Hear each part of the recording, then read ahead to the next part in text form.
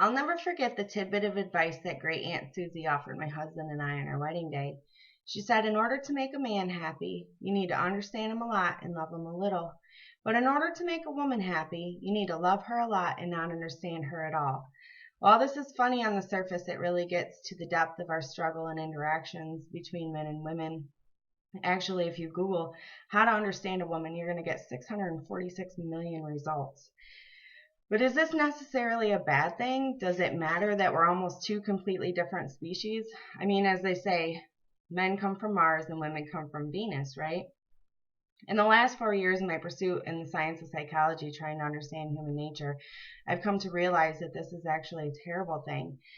We learn who we are and how to behave through this biased gender lens that predetermines the traits that we're supposed to have and what is acceptable for us here in society. It alters our healthy life adaptations and leads us to some dire consequences, and it requires us to take some immediate actions. My purpose here today is to persuade you to realize that gender roles and stereotypes are not a thing of the past. They are most definitely a current problem that needs our attention. First, I'd like to show you how gender traits and behaviors are learned in society. Second, I'd like to explain to you the consequences of those learned behaviors. And finally, I'd like to tell you exactly what you can do about them in your everyday lives. Actually, gender starts largely before infancy, and it is reinforced by parents, the media, society. Well intentioned for the most part, but it's a part of what makes us who we are. One of the first things that gets asked is when you're pregnant is, are you having a girl or a boy? And everything that comes about after that is largely shaped through this gender lens, right? So Brennan 2011 says that gender expectations and stereotypes assign these traits and behaviors that are accepted of us through society just based on your physical sex. And so many people might think, well, these are just biological. It's how girls and boys behave because that's what they are, girls or boys. But actually, Jean-Claude, who is a world famous researcher of genders in the last several decades, has done tremendous amounts of research, and he says, no, these are not biological. Films Media Group in 2008 did coverage in a CBS World News special, and they asked that very same question, and he says, there is nothing that shows us that biology explains this. These are learned behaviors. So right from the historical beginning, according to Brannon in 2011, she says that historically males have been defined as confident, firm, aggressive, dominant, independent, strong people.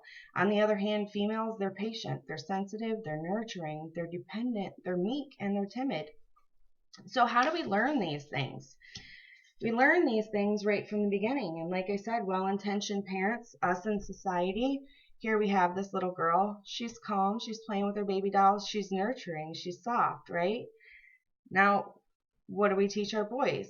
Boys are not calm. Boys, they like to show their dominance. They're active. They're tough. But what happens when we put these two genders together? What's the result? Now we have these meek, timid, dependent princesses who our girls aspire to be, and they need to be saved by these tough, dominant men who are pressured to be these tough, dominant men. It's not just about us girls, it's about us guys too, and what we're teaching our children that they have to be based on their gender. So why does this matter? If biology doesn't create it and it's something that we learn, what's the big deal with it? Why does it matter that we're so different and this is how we interact? Actually, gender roles are one of the largest sources of our conflicts. We teach our boys that they need to man up, be tough, right? But we also teach them at the same time that they have to suppress these natural emotions that occur with them. Actually, Dr. William Pollack of Harvard Medical School was covered by Films Media Group in 1998, something that we've known for a long time, in landmark studies showing that by the age of 5, boys show no emotional expression in their face. But yet, while they're faced with images that cause huge amounts of stress and their physiological responses are measuring that amount of stress, there's nothing coming out on the outside, and we need those facial expressions in society to be able to react healthy amongst one another. Dr. Pollack also says that this emotional suppression that we do to our boys is the largest cause of their learning behaviors They're learning disorders that are created from these emotional suppressions. It causes them to go to substance abuse, to self-medicate. It is the largest causes in failures in interpersonal relationships. It's the largest causes in suicides because they feel like they can't talk about their problems.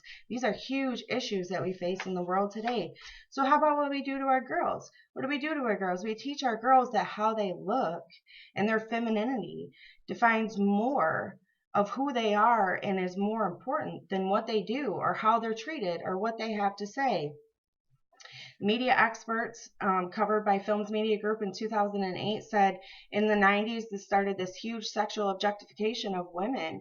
And so these messages become internalized in girls at a very young age that this is what they're supposed to look like as the ideal woman that's largely photoshopped and next to nearly impossible to obtain. But yet when we're reminded of these stereotypes, it's human nature to react in similar manners. And of course, we're always reminded of these stereotypes because the media surrounds us. We all have smartphones, we watch TV, there's billboards, media is everywhere. It's constantly reminding us of those stereotypes. Sadly, 40% of 9 to 10-year-old girls, according to Films Media Group in 2008, have tried to lose weight. That's a very sad reality. Our gender interactions largely suffer from this misunderstanding between the differences in us. Actually, the National Coalition Against Domestic Violence in 2016 reported that 1 in 5 women are raped in their lifetimes. 20,000 phone calls are received in their domestic hotlines every day from victims that need help of interpersonal relationships. It costs us, our society, $8.3 billion a year in interpersonal violence. Also, the American Psychological Association in 2016 said that 90% of people will marry in their lifetimes, but 40 to 50% of those couples will be faced with divorce. We can't figure out how to interact with one another, and that's a huge problem because we see each other as these hugely different sorts of people. So what do? Men and women, all of us, we need to join this feminist way of life. It just says that we're going to repel these gender roles. We're not going to stand idly by and be bystanders and accept that these are the people that we're going to be because of our gender. We need to have social equality. Yes, we have legal equality, but we also need social equality. We are not helpless victims. We need to take responsibility for ourselves as women. Men, we need you on our team. Set yourself as examples in your family, in your communities, in your church. Use the power of the media in your Facebooks and your Twitter. I challenge you to go to implicit.harvard.edu to discover your own gender bias and realize if you have one. Be truthful, and it doesn't matter what your results are. What matters is what you do with the information following. So I challenge you all to stand up against gender roles and gender stereotypes.